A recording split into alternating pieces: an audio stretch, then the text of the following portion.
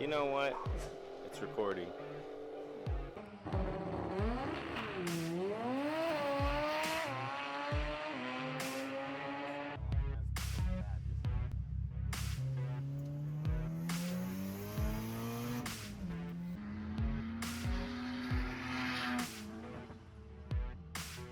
Yep, Lily and I, West Coast grudge races.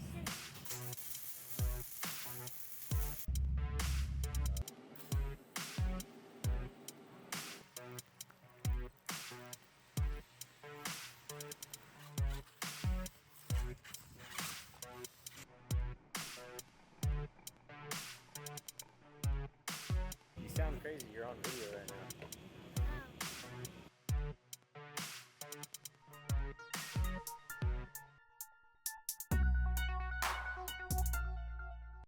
now. Okay, we're back. We got Corey's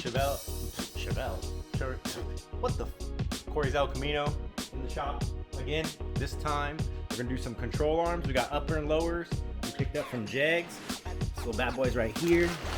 Little Jag stickers. These ones came with ball joints and the bushings. Hell yeah, already installed all four. So I had Corey pick up some new hardware. So for the lower control arm bolts and the upper control arm bolts, so we're gonna go ahead and throw these control arms for them. We're gonna do the sway bar bushings, sway bar end links, and there's some shim packs in there for alignment. I haven't done this style of suspension, so he may have to go get an alignment afterward, or I'm gonna match it up as close to what it was for him as I can. All right, guys, follow along. Let's get popping. On that video. You got his thumbs up? Oh, yeah. Rock on. Hang loose. Peace out. Good job. Oh, there she is. All right, onto the front end suspension components. The only tool you'll need that's a specialty tool is this internal spring compressor. The rest of this is pretty straightforward. We're going to go ahead and speed up this process, and I'm going to walk you through it. You're going to want to lubricate all the hardware before you even get started. Go to both sides. You can do this a day before or something. You'll notice throughout the video we're going to continue to lube all the hardware prior to removal. This is just a step you want to take to prevent metal on metal and rust and corrosion ruining threads.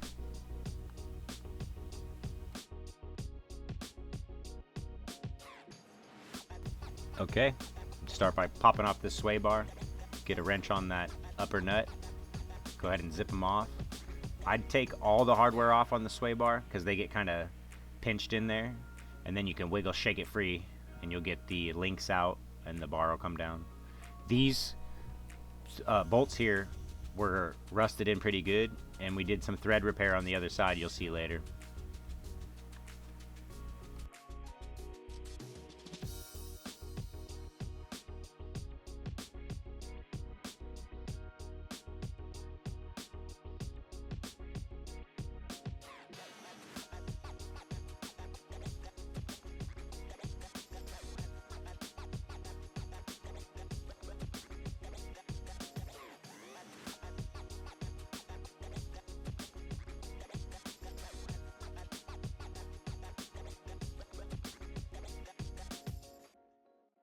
Here you can see how the threads on these bolts started to deteriorate.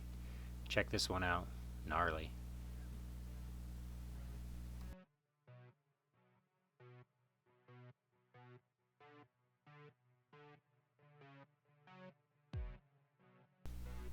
Okay, last of the sway bar comes out here. Toss these old links. Make sure you get all the bushings out of the way. Then we can move on to the spindle and removing the steering arms, tie rods here. These pins are super rusted, these cotter pins. You want to bend the little ears till they're flat again, and then I like to use a little hammer and tap the end and push the loop side of the pin back through. Then I can get my pliers and pull it out like that. It typically works. Sometimes they break off in there. You got to take a little pick and frickin' clear out the hole. So be aware.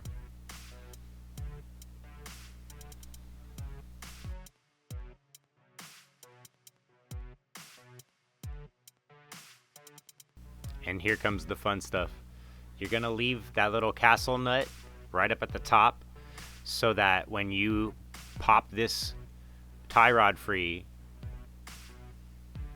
it holds the rod like that and you can grab it and catch it. You're gonna use the same technique when we do these ball joints, upper and lower, except this time it's much more important because on this style of car, all the spring tension is pinched between these two control arms and the chassis. So there's a great amount of pressure and you could get seriously hurt if you do not do this the correct way. So pay attention. You're going to loosen all the castle nuts. You're going to lubricate the shafts on the ball joints. And then we're going to take a hammer and strike the knuckle until it shocks free that tapered press fit. And then the castle nut will hold the arms on so that it doesn't shoot down with all the spring tension. You're going to let those castle nuts hang out. You're going to jump up and we're going to remove the struts. Super simple. One bolt on the top, washer, bushing. And then on the bottom, there's 2 bolts on the bottom pocket of the lower control arm. And the shock just bolts in up there. And then comes right out the bottom of the control arm. Make sure you have the car high enough in the air to get the shock down and out of your way. Same for the spring. The spring is going to need even more clearance to the floor to get out of this control arm.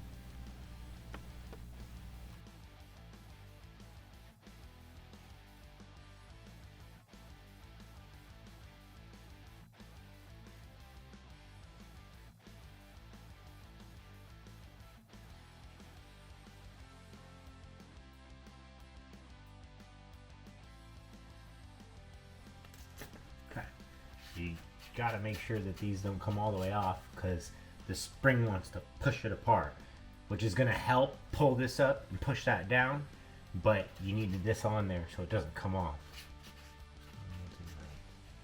That's plenty of room, just down to the top of the threads. It's plenty of room for it to pop.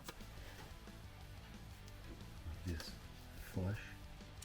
That's good. Now.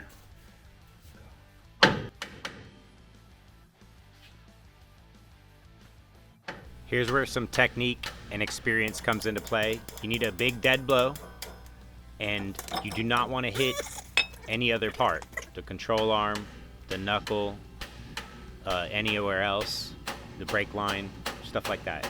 You want to hit it right on the exposed flat part of those ears where the ball joint goes through. This is a typical way of removing ball joints and tie rods. Down there.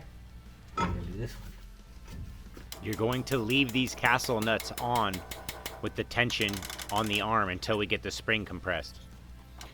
Occasionally, you can give it little baby taps on top of the nut just to see if it's ready to pop free. Just like that. Boom, baby! And that's why you leave the nut on, because otherwise all the force of that spring would shoot that fucker. You could die like that. You gotta be careful. Alright, I'm gonna go pick up my son.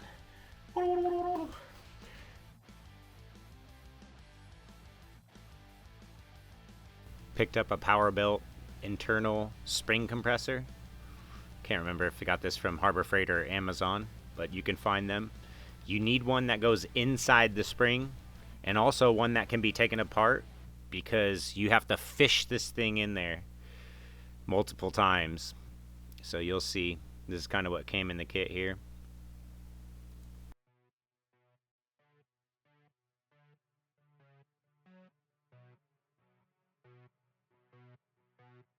We're moving over to the control arm hardware. We're going to crack this free so the hardware is loose enough for the arms to flop up and down, but we're going to leave the bolts and nuts in there while we have the spring tension in the control arm. These ones were on there pretty good. I needed to use a breaker bar just to bust them free. And there's some clearance issues. You're probably going to use a combination of ratchet, wrench, pry bar. like here, where there's low clearance to get to the head of the bolt.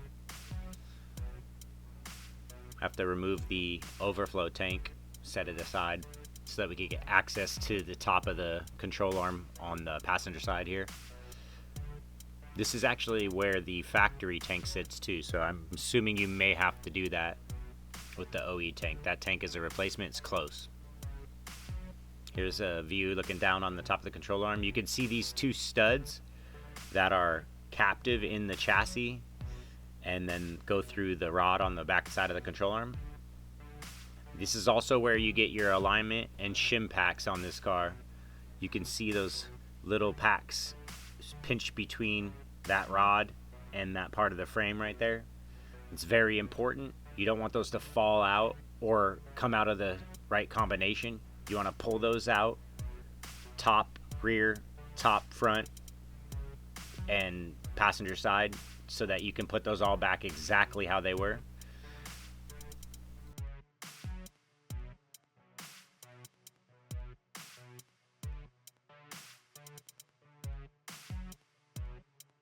Okay, I want to touch base on spring removal here.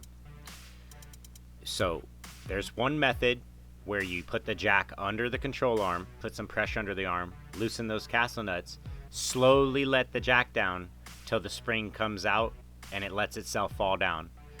It's a little bit sketchy. These springs had already been cut, so when I did this method, they came out fairly easily. I did not have to use the compressor to get the springs out this time. If you have a full-size spring in there, it's going to be a little bit more challenging to use the jack and lower it down method. And you're going to need this spring compressor to install the springs, especially if they're full size, when you put them back in.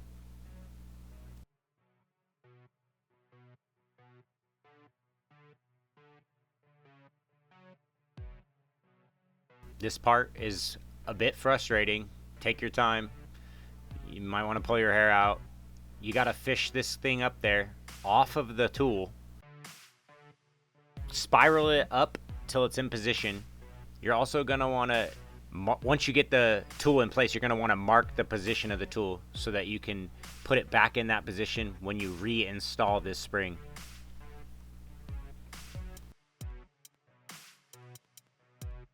You got to fish the other ear up there into place, put the hardware in through the spring, and get everything settled. It's a bit tricky. This is what it looks like once you get it into place and you get some tension on it. It's pretty much ready to start compressing the spring. And then here's a measurement of the spring compressed when we took it out. And then you're going to want to take another measurement of the total height of the spring. And this way you can collapse it back down to the size it needed to be when you pulled it out. And then you put it back in at that size. Hey Chrissy, I'm working on a 71 El Camino, and maybe you guys have some parts for me? Okay. Are just taken on Facebook. They're parted out ones, FYI. Oh, nice.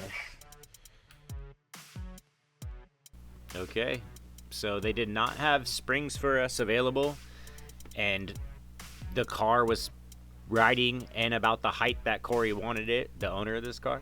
So I told him, hey, I can true them up, get them even, and we'll clean them up, and we'll see how it goes. And it went well, and they worked out for us this time. I do recommend replacing the springs if you have that option. We're going to go ahead and refurb these things to the best of our ability.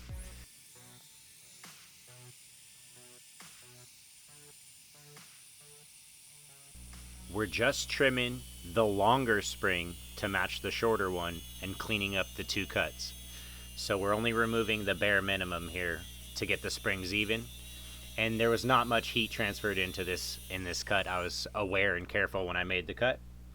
The springs came out pretty good. Check them out.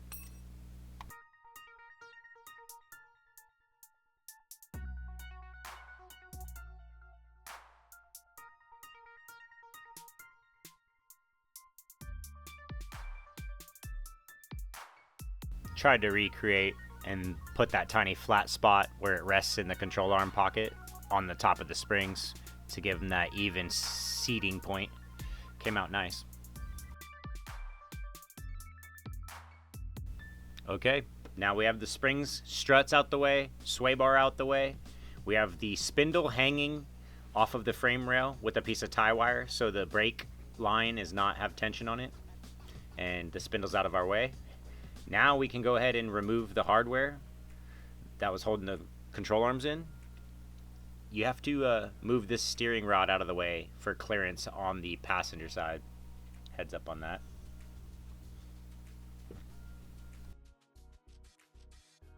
You can go ahead and remove the lower control arm at this point.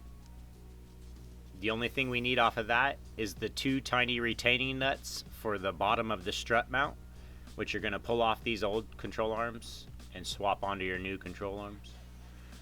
The top ones are a bit different because remember, they have these studs that look like bolts that go through toward the engine, and they're captive. They have a little knurling that hold them in place.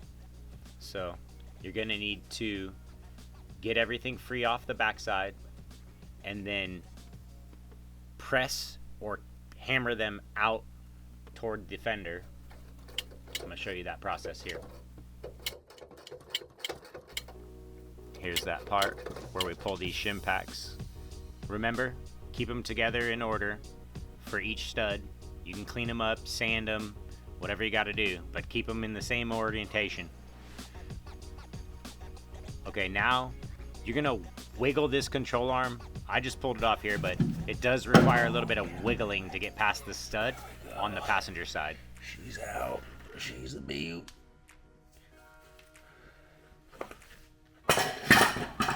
Now I'm going to pop this rubber bump stop out of the frame here. This one broke. If it breaks, just push the little tail end through. It'll fall out. Little piece of rubber. Now, I came across a few methods for removing these studs once you get the arm out of the way. And I ended up coming up with my own tactic here that worked really well because there's no clearance to put a pry bar or a hammer to get the stud out.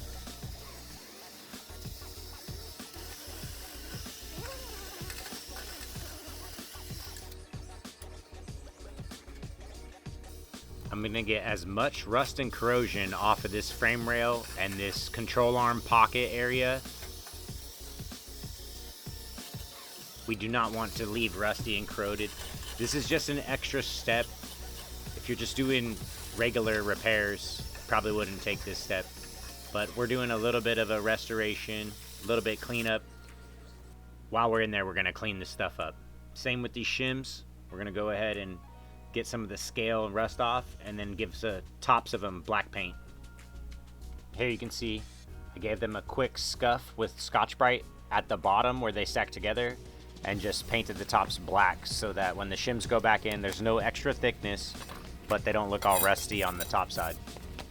And then we're gonna refurb this sway bar here. We're gonna knock all the rust and corrosion off, and we're gonna give it a nice coat of some aluminum or metallic kind of rust prevention paint. It's gonna pop really nice. The red springs and our all new black shiny paint on our control arms and in our fenders. This is my go-to quick paint tactic, wax and grease remover after sanding. Torch it down to burn off any residues and oils, and then while it's nice and warm, not super hot but nice and warm, you hit it with your paint, get good adhesion into the pores of the metal. I do this on all kinds of stuff, hardware, brackets, whatever.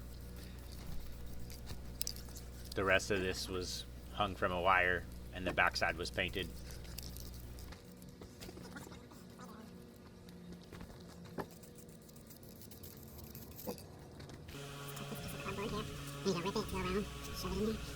Here we go.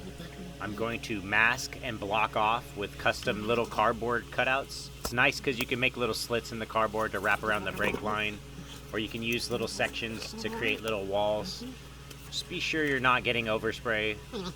Been doing this a long time. I'm pretty savvy with the can, so keep a fan going, suck out any of the extra fumes so they're not like sticking to anything in the engine bay or any tools or anything like that. This came out nice. I was able to get down inside the engine bay too, on the back side of that control arm bracket, and get the top of the frame rail. And we really were able to black out this inner frame rail here, and it's looking 100 times better than if we just threw our new control arms and our new suspension parts onto this old rusty frame. So this is what we're doing. A little bit of cleanup with black paint, rust prevention, and it's gonna give it that tiny bit of aesthetic that's a lot better than rust on new parts.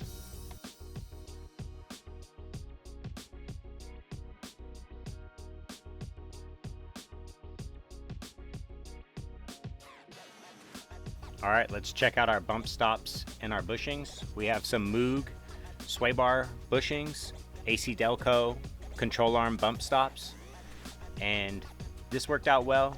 The sway bar bushing was a little tight and needed a little bit of trimming, and the control arm bump stop, the one that bolts into the control arm itself, you have to trim the rubber that goes in the pilot hole to get it to fit perfectly. I don't know if this was because of the control arm or the aftermarket bump stop, but heads up. Rounding everything off is these Delphi sway bar links. These look way better than the ones that were on there. More beefy, better hardware, better bushings.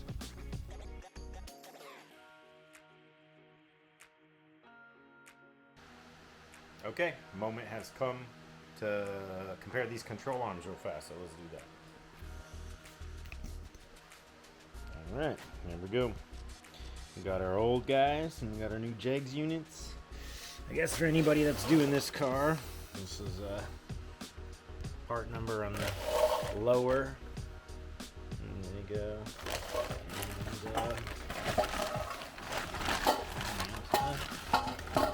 And this guy here, we're gonna go with.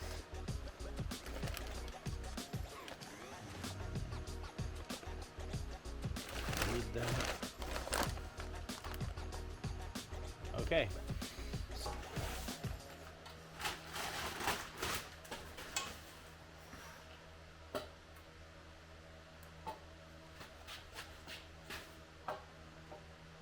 Alright, that looks good.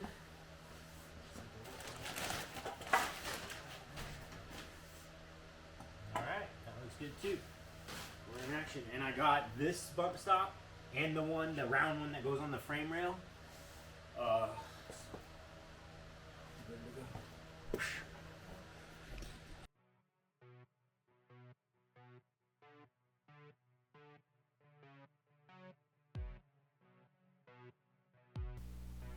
So we have some new hardware, but some of the hardware we had to clean up and reuse. These are the lower bolts for the struts, and we didn't want to put them in rusty.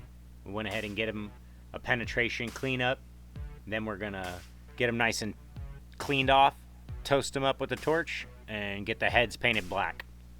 This is the process here. Works really well. Take your time. Don't catch yourself on fire.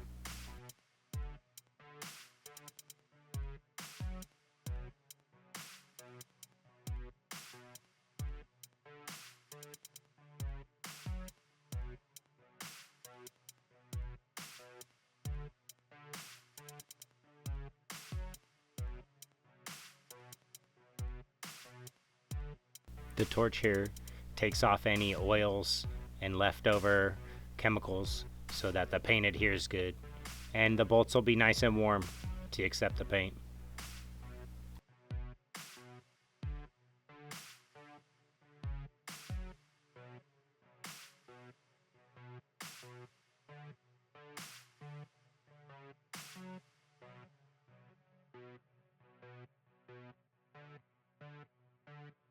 There you go.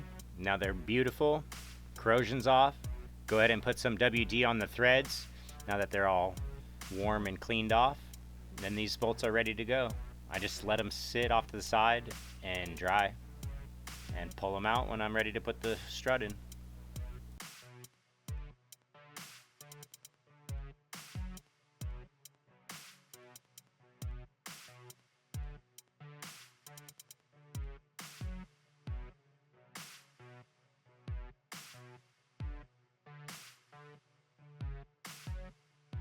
Okay, here is the part you need to swap over from the old arm to the new arm. These are the two nut keepers that are pinched onto the pocket on the lower control arm. You're going to take these off, clean them up if you need to, swap them onto the new control arm.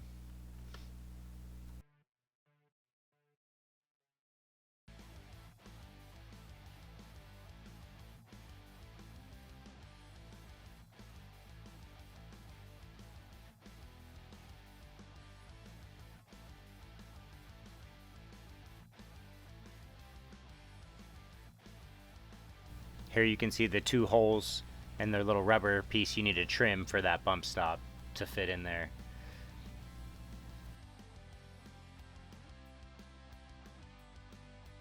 Once our paint was nice and dry, we could go back and install the bump stops onto the frame rail with a little bit of silicone. Here are the hardware packs we got from Biscay's Auto Chevrolet Specialist down in Lacey, Chehalis area. The part numbers in the packs. This is that knurled captive control arm bolt that gets hammered or pressed into the frame rail. Comes with the shim packs here and the nuts. Pretty cool. Here's the other control arm bolts for the lower. You're going to need to drive those in with an extension or a long punch. The coating of the paint or powder coating on this control arm rod would not allow the threads of the bolt to go through, so I had to massage it. Just use the threads to clean out the paint. You could roll up a piece of sandpaper, however you want to do it. I just tapped them through with the hammer. It cleared out the paint. Arrgh.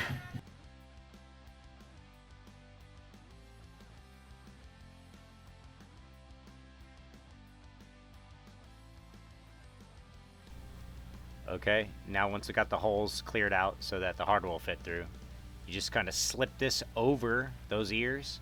You're going to kind of lift it up, feed those bolts, the captive ones with the knurling, in towards the engine. Then on the back side, you can get a nut started. You're going to want to take a punch and a hammer and hit the head of the bolt, and it'll press all the way through that bracket. Look, you can see up there, they're flat. Here you can take note that the ball joints come non-greased, so you're going to need to get a grease gun with a Zerk fitting tool and go ahead and grease up all the joints. We'll get to that in a little bit here. In the meantime, we're putting our shim packs back in order in the right location. You can see the studs all the way through now, and it's just a little loose so that I can fit these in and have them snug and adjust them. You're going to line them all up and get them as vertical as possible. The kit did come with more shims. If your vehicle is way off alignment, you're going to use those shims to adjust. I'd recommend taking to an alignment shop. Okay, reassembly begins now. Everything's prepped out, all the bushings are installed, and we are going to grease the bushings on the control arm so it slides up into the pocket. And when we go to tension and tighten it, when it's on the ground, it'll allow those bushings to kind of slide into the right location. Once the vehicle's all the way down on the ground, we'll go back and tighten all 8 of the control arm bolts. It took a little persuasion to get this arm into the pocket. It does help if you feed one of the ears in and then kind of roll it in. I took my little dead blow, just tapped it, took a flat, large screwdriver.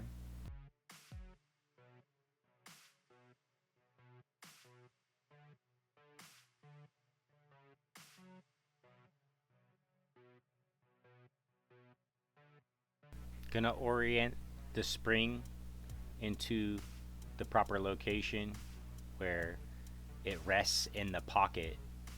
You'll see there's a little kind of indentation where the spring sits.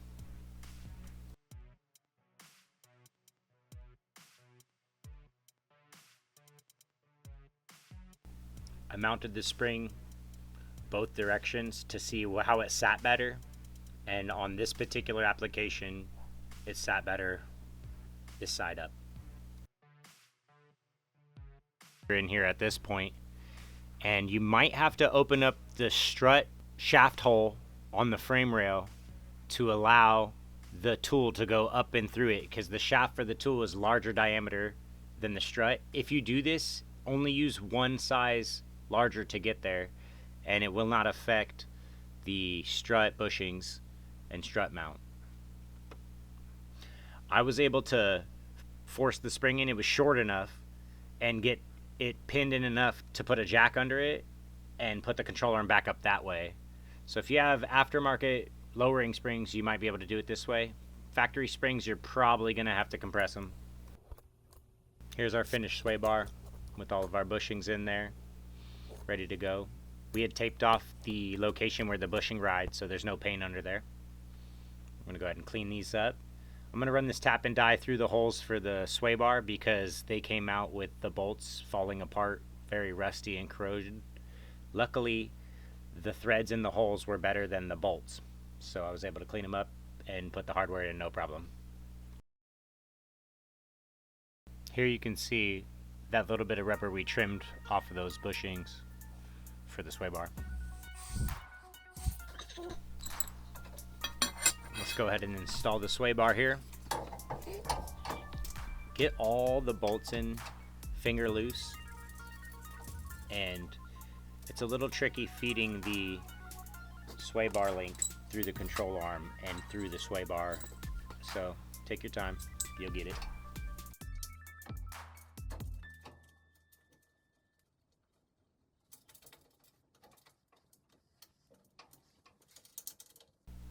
Make sure you get all the hardware in and jump around when you're tightening these bushings so it smushes the bushing evenly. Doesn't pull on the threads.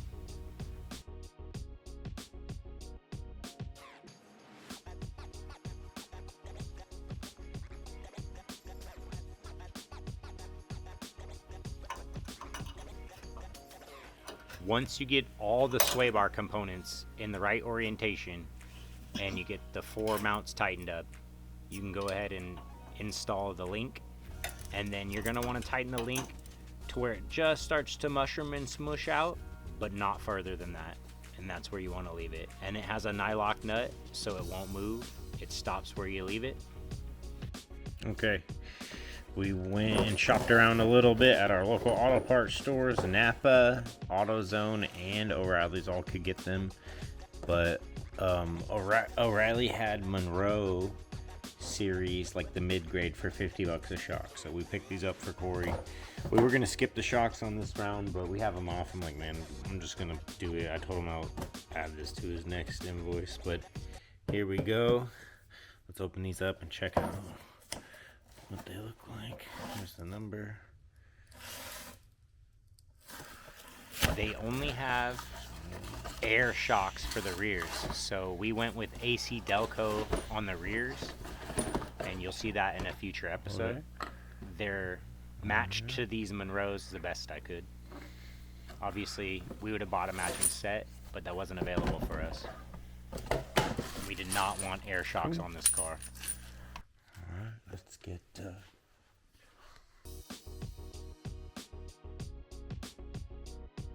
Okay, time to prep the strut and get these installed. I'm gonna put some anti-seize on a few parts of this. You could use silicone, other different types of lubricants. Just make sure it's safe for the bushings, and it's something that's gonna allow those bushings to kind of like find their home and not bind up when you tighten them down.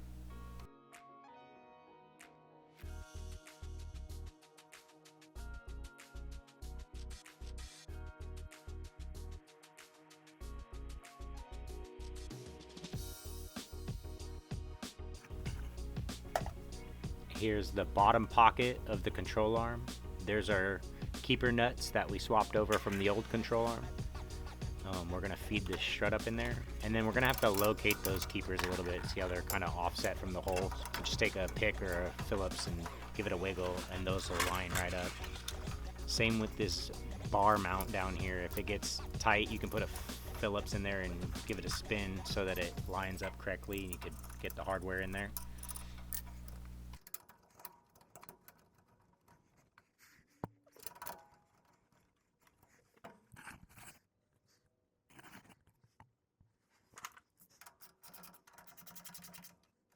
You can go ahead and tighten these ones up all the way right now.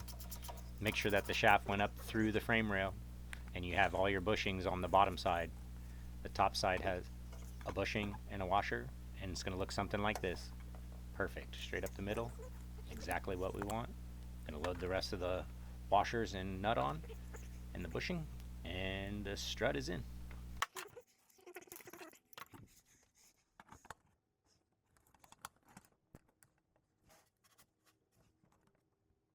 You're going to want to watch the amount of squish on this bushing as well, and you're going to get to a point where you feel it starting to tighten and flare out. You're going to want to watch that and set it correctly. We don't want excessive bulging of that bushing, and I'm going to add one nut to jam the top of that so it never backs off. There's generally a little flat. This strut had a star Torx at the top of the strut shaft that allows you to hold the shaft if it starts to spin, in case you need to do that to get the nut tight.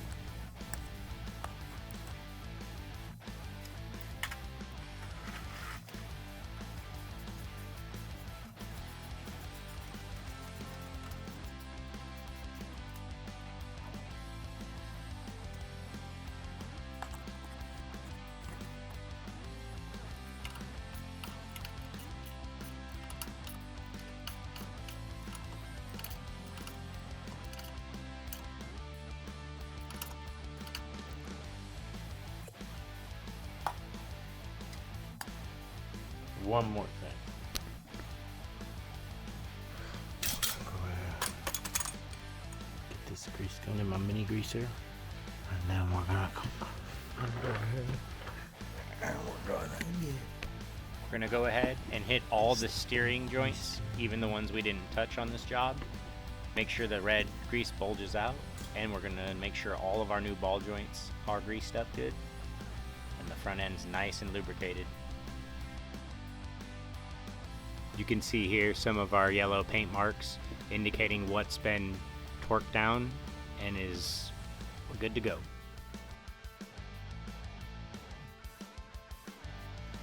Starting to look pretty good under there. Alright, so on these joints, a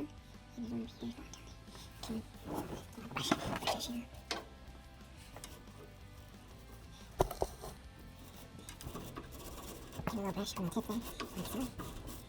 Like that. And you take your grease gun. You put your nurple on there like that, and then you're gonna wait for the grease to come up this bush. And go 1, 2. So the grease come out. Right there. The grease come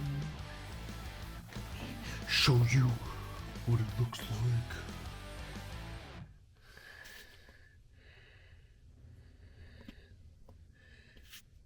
Bam, sucker. Okay.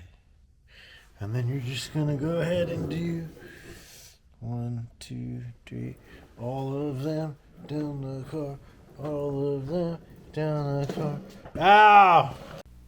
All right, Okay, here we go. Suspension's all installed, control arms are in, steering system's all hooked up, sway bar stuff's all hooked up. Okay, go ahead. Just having my lady give me a full sweep of the steering system, make sure everything's greased, everything clears, everything's good. It looks amazing. Now we're to the point we got to put this thing back down on the ground and torque all the control arm bolts. So here we go. Nice. Okay, back. How's it feel? Good. Cool. Okay, that's it. Came out really good.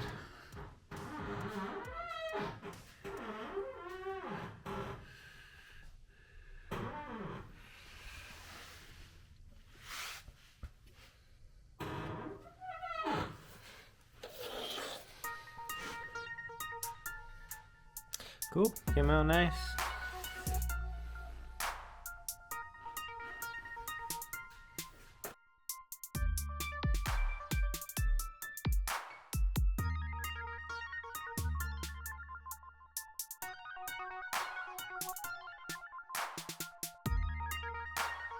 we're on the home stretch here. I'm going to go ahead and show you when we lower this down how the control arms will line up and flatten out, and that's where you're going to torque them when they're laying flat in position. That way you don't get any twisting and binding on the bushings, you don't prematurely wear out your bushings, and your car handles properly. So you got 1, 2, 3, and 4 on both sides. You got to go back and torque.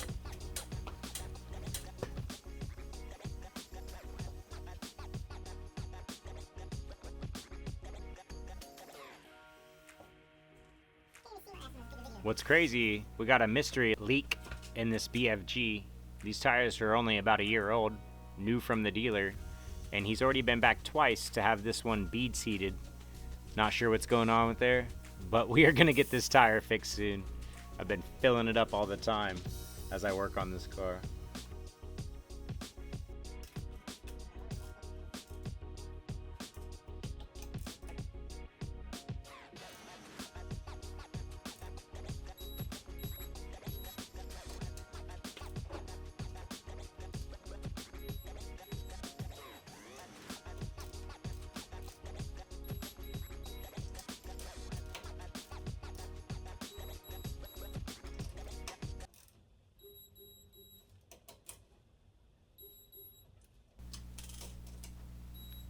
Obviously, make sure you go back, torque your lug nuts, both sides, double check them.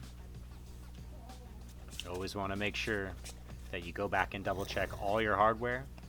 Matter of fact, on this vehicle, I took a paint pen, and every time a bolt was torqued on a control arm or a tie rod end or anything like that, I made a little yellow mark indicating that that component was tight, and also giving a visual, so if that mark moves, you know that that's backed off or came loose a little bit. So you'll see little yellow lines on the hardware throughout the build. Alright, last leak.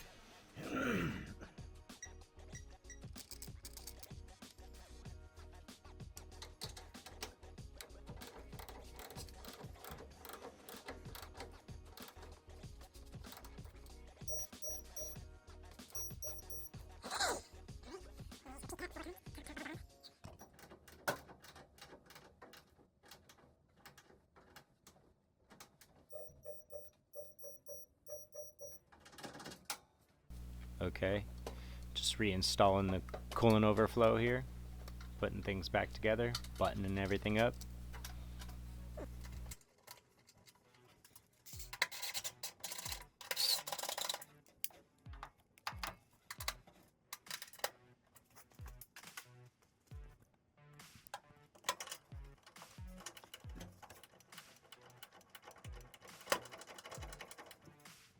Okay, we're really close to being finished here. I'm going to show you, I'm making a little yellow torqued mark here. I know that this bolt is torqued, and I can make a visual line in case it shifts at all. You'll know that it has come loose a little. So this is a good thing to do. You just got to be careful. If you don't want to see these paint lines, you can put them hidden on the bottom, etc. Okay, that's going to be a wrap for episode number 3 on Corey's El Camino. We have tons of stuff going on this truck car. Stay tuned.